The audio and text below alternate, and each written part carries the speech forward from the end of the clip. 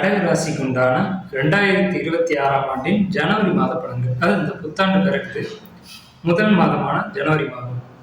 இந்த மாதம் எப்படி இருக்கும் அப்படிங்கிறத நம்ம பார்ப்போம். கடகராசி அப்படின்னு சொன்னாலே பொறுமையின் உச்சம், அமைதியின் உச்சம்.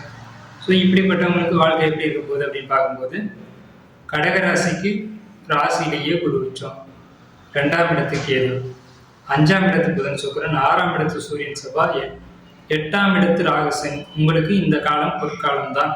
கண்டிப்பாக என்ன பொற்காலம், எந்த விஷயத்துல எங்களுக்கு நல்லது இருக்கு அப்படின்னு கேட்டீங்கன்னா, கண்டிப்பா திடீர் அதிர்ஷ்டங்களும் திடீர் வருமானமும் திடீர் ஆதாயங்களும் இருக்கும்.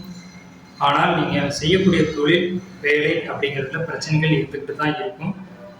அதையும் தாண்டி திடீர் அதிர்ஷ்டங்கள், திடீர் வாகன வசதிகள், புதிய சொத்து வாங்கக்கூடிய அமைப்புகள் நீங்க எதிர்பார்த்துக்கவே மாட்டீங்க.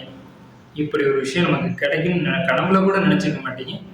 அப்படி ஒரு சொத்து, அப்படி ஒரு ப்ராப்பர்ட்டி, அப்படி ஒரு வாகனம், அப்படி ஒரு விஷயம் உங்களுக்கு நிச்சயமா கிடைக்க போகுது.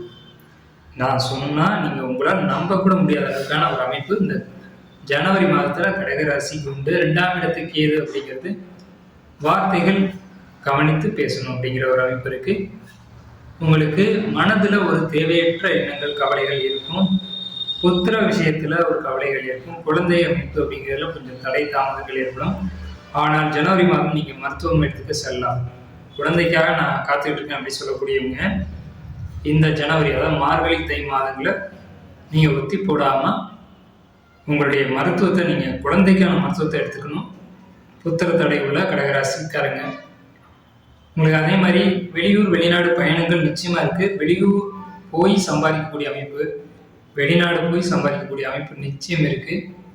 அதே மாதிரி காதலர்களுக்குள்ள ஒரு கருத்து வேறுபாடுகள், கணவன் மனைவிக்குள்ள கருத்து வேறுபாடுகள் நிச்சயமா நடக்கும். இது மறுக்க முடியாத உண்மைகள். இதை விட்டு கொடுத்து தான் போகணும், விட்டு கொடுத்து தான் வாழணும் அப்படிங்கிற இடத்துக்கு நீங்க வருவீங்க. அப்படி போறதான் சிறப்பா இருக்கும். தொழிலில் ஓரளவு முன்னேற்றங்கள் இருந்தாலும் தடைகளும் தாமதங்களும் இருக்கும்.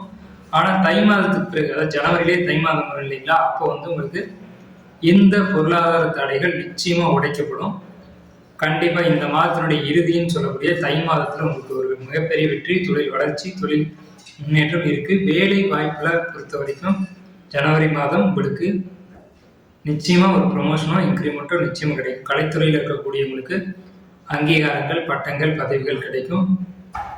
எவ்வளவு நாளா நீங்க எதிர்பார்த்த ஒரு ப்ரொமோஷன் உங்களுக்கு கிடைக்கும்.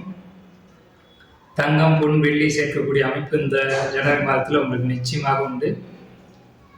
மொத்தத்துல ஜனவரி மாதம் கடகராசிக்கு சிறப்பான மாதமா இருக்க போகுது. வாழ்த்துக்கள். வாழ்க வளமுடன்.